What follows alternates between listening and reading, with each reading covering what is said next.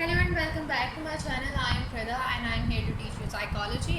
जो बुक मैं इस्तेमाल कर रही हूँ वो रशिंदा शहनाज की इंटरमीडिएट पार्ट 1 है. Let's get started. आज की वीडियो का टॉपिक है stages in problem solving. Problem solving में प्रॉब्लम को सॉल्व करने में जो स्टेजेस हैं उसको पढ़ना.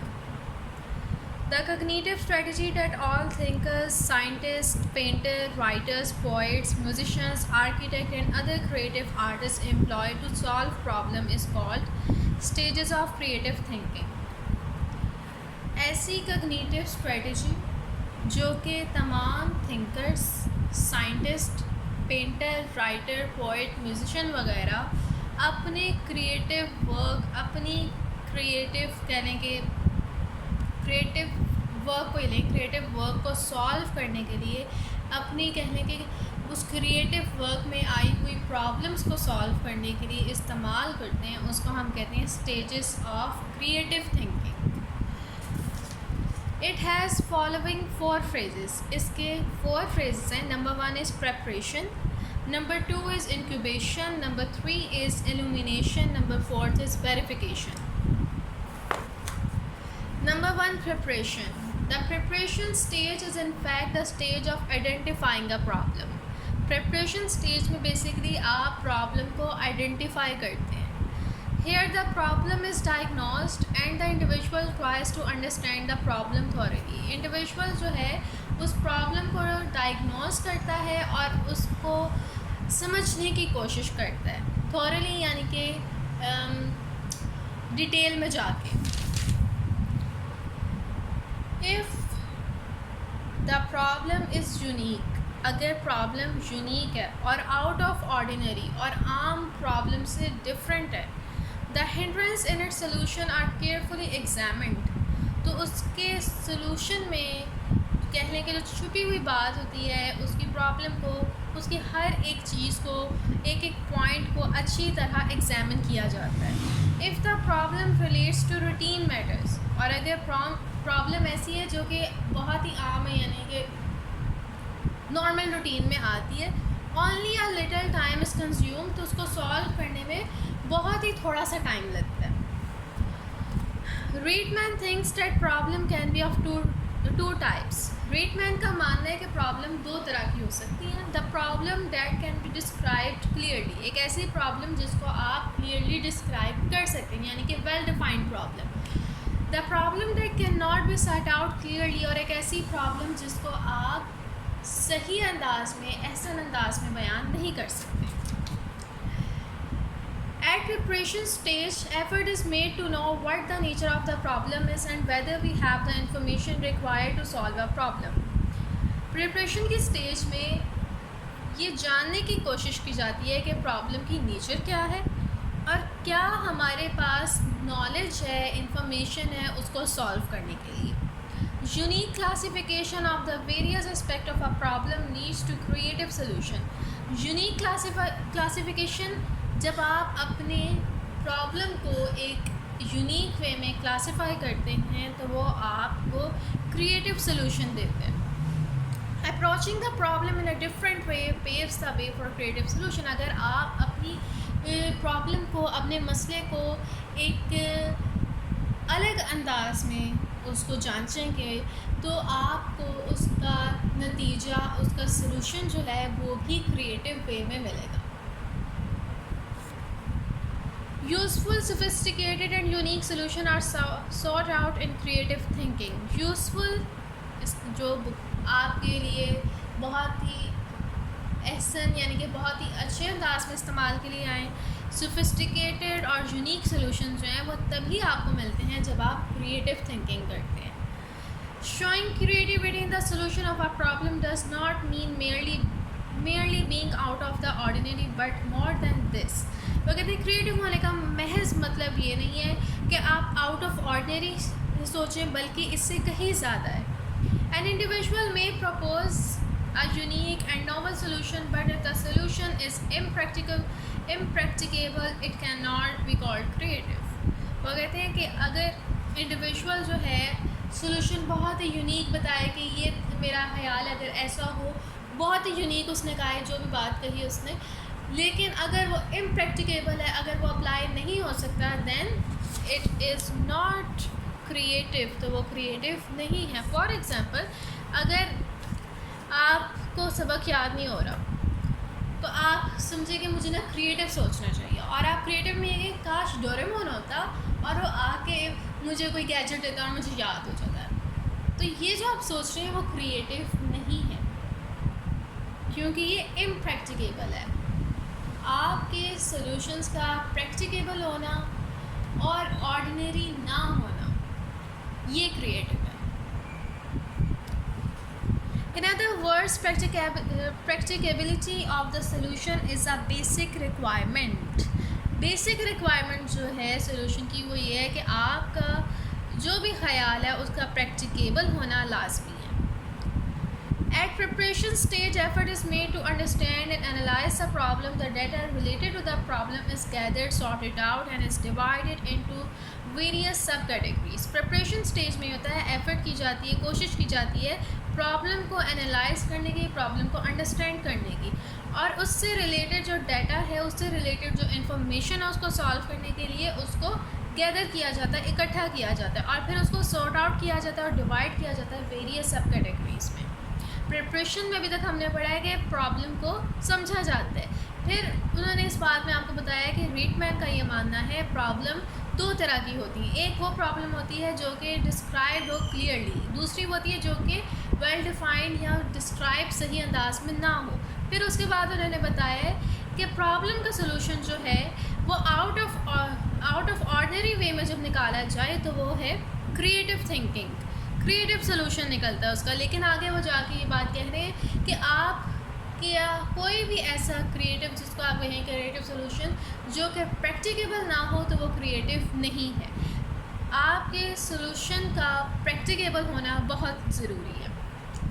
फिर उसके बाद वो कह रहे हैं कि प्रिपरेशन स्टेज में बेसिकली आप प्रॉब्लम को एनालाइज करते हो और अंडरस्टैंड करते हो, और उससे रिलेटेड जो डाटा होता है, जो इन्फॉर्मेशन होती है, उसको आप इकट्ठा करते हो, उसको सॉर्ट आउट करते हो और उसको डिवाइड करते हो वेरियस सब कैटेगरीज में।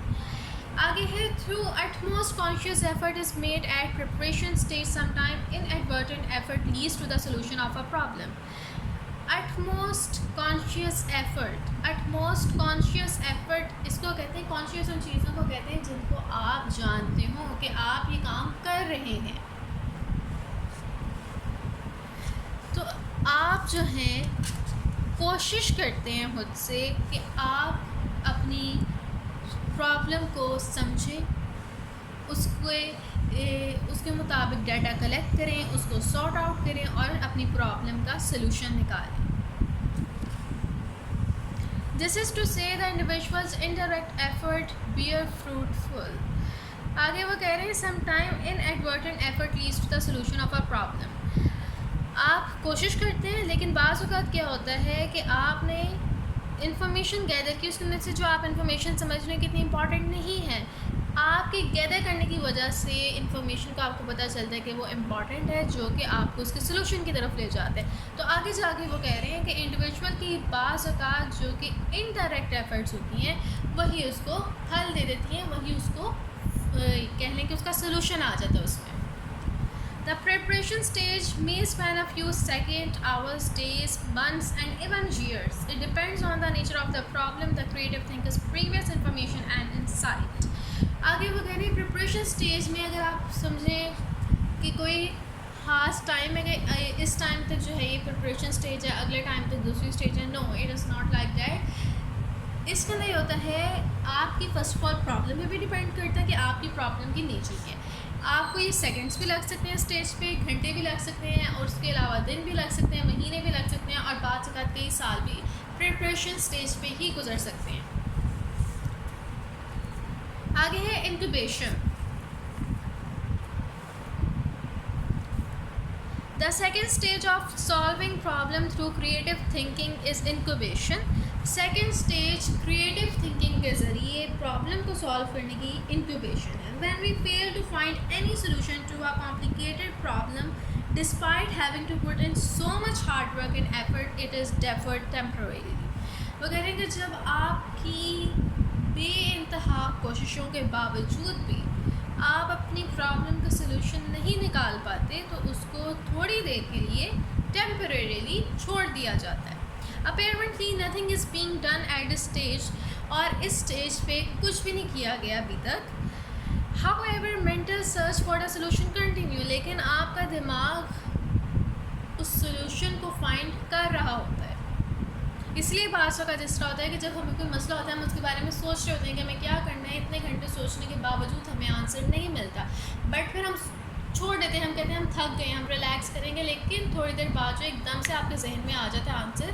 सो ये नहीं होता कि एकदम से आपके जहन में आता है, बट असल मामला ये होता है कि आपका ब्रेन जो है वो खुद से सर्च कर रहा होता है, और जब वो सर्च कंप्लीट हो जाती है आपके जहन में एकदम से आ जाता है उसका आंसर। और इस स्टेज को कहते हैं incubation. Dennett holds that incubation is the period of inattention to a problem that follows preparation. Dennett का मानना है incubation उस पीरियड का नाम है जिसके अंदर आप inattention यानी कि आपकी attention नहीं होती प्रॉब्लम पे, और फिर आप that follows preparation जो कि basically prepare ही कर रहे होते हैं आपको solution की तरफ। According to Helmholtz, incubation is the time when the individual is physically and mentally tired and having failed to find a solution begins to do something else. Helmholtz का मानना ये incubation वो टाइम होता है जब individual जो है वो फिज़िकली और मेंटली थक जाता है, तो वो उसका सोल्यूशन उसको नहीं मिलता, तो वो फेल हो जाता है, कहते हैं कि नहीं मिल रहा मुझे सोल्यूशन। लेकिन उसको जिस तरह मैंने बताया था कि एकदम से जहन में आ जाता है, लेकिन यहाँ पे लिखा हुआ है कि उस टाइम को जब इंडिविजुअल फिज़िकली और मेंटली थक जाता है और जब वो fail to find a solution तो वो कुछ और करने लग जाता है, तो उस टाइम जिस वक्त आप उसको छोड़ के कुछ और करने लग जाते हैं, that is incubation. A.R. Wallace opines that when the individual is unable to solve a problem, he feeling tired, leaves it off and begins to do various other tasks. A.R. Wallace सब जो है ना मुख्तलिफ अल्फाज में एक ही बात कह रहे हैं कि जब आपको सोल्यूशन नहीं मिलता, आप अनेबल काबिल नहीं, आप कह लें कि आप नहीं कर पाते उसको सॉल्व, तो आप उसको थोड़े वक्त के लिए छोड़ देते हैं, तो उसको हम कहते हैं incubation. For a person comes by novel ideas when he is relaxed, not tired। और वह कह रहे हैं आगे कि पर्सन जो है उसको बेहतरीन आइडियाज़ तब आते हैं जब वो रिलैक्स होता है। Psychologist believe that it is an important stage. Psychologist का ये मानना है कि एक बहुत ही इम्पॉर्टेंट स्टेज है। Every person goes through this stage according to his temperament. हर शख्स जो है वो इस स्टेज से गुजरता है अपने टेम्परामेंट के मुताबिक। Some prefer to take rest to sleep और टू स्लीप। कुछ लोग जो हैं जब वो थक जाते हैं वो आराम करना, सोना पसंद करते हैं। Some going for recreation, some like to call on others. कुछ जो है कोई रिक्रिएशन यानी कोई पेंट वगैरह करने लग जाते हैं, कुछ ना कुछ और बनाने लग जाते हैं, या कुछ लोग जो है किसी से बात करने लग जाते हैं, किसी को कॉल कर लेते हैं। सम एन्जॉय हैविंग टी और कॉफ़ी, और कुछ जो है उस फारिग वक्त में चाय या कॉफ़ी पीना पसंद करते हैं। और कुछ जो है बाज़ औक़ात कुछ लोग जो हैं वो स्मोकिंग करना स्टार्ट कर देते हैं। उनको अगर आराम करना होता है तो वो स्मोक करते हैं। The duration of incubation varies from person to person. तो ये जो पीरियड है जिसके अंदर आप अपने अंदाज में रिलैक्स कर रहे हैं, ये पर्सन टू पर्सन वेरी करता है कि इसकी ड्यूरेशन क्या होगी। बाज़ लोग हो सकता है कि 5-10 मिनट, बाज़ लोग हो सकता है कि वो पूरा एक दिन आराम करना पसंद करते हो फिर उसको दोबारा खोलें। It depends on his mood and personality on how tired and board he is. और ये इस बात पे भी डिपेंड करता है कि उसका मूड किस टाइप का है और उसके अलावा कि वो कितना थका हुआ है। अगर तो वो ज़्यादा थका हुआ है तो बेसिकली वो ज़्यादा आराम करेगा, और अगर उसको है कि नहीं मैं थोड़ा सी थकी हूँ बाद में कर लूँगी, तो फिर वो थोड़ी देर आराम करके फिर से उसको ज्वाइन कर लेगी। तो इंक्यूबेशन पीरियड जो है वो वेरी करता है from person to person, from personality personality. This duration में extend from second to hours, days और मंथ। और इसका भी ये इसकी ड्यूरेशन इस तरह है कि एक सेकेंड्स में भी हो सकती है, आवर्स में भी हो सकती है, डेज़ में भी हो सकती है और मंथ्स में भी हो सकती है। Number 3 is illumination. At this stage, the solution to our problem spring to mind suddenly and unexpectedly। इसके अंदर क्या होता है कि आपके जहन में प्रॉब्लम का सोल्यूशन एकदम से आ जाता है। Apparently, the individual is indifferent to the problem during incubation, but mental exertion continues behind the scene। जिस तरह मैंने बताया था कि आपका ब्रेन जो है behind the scene उस बारे में सर्च कर रहा होता है, तो जैसे ही ब्रेन को उसका आंसर मिलता है वो बता देता है yo here is the answer। Incubation stage comes to an end with the onset of illumination. Incubation stage जो है वो उस टाइम एंड हो जाती है जब आपको आंसर मिल जाता है और तब स्टार्ट होती है इल्यूमिनेशन।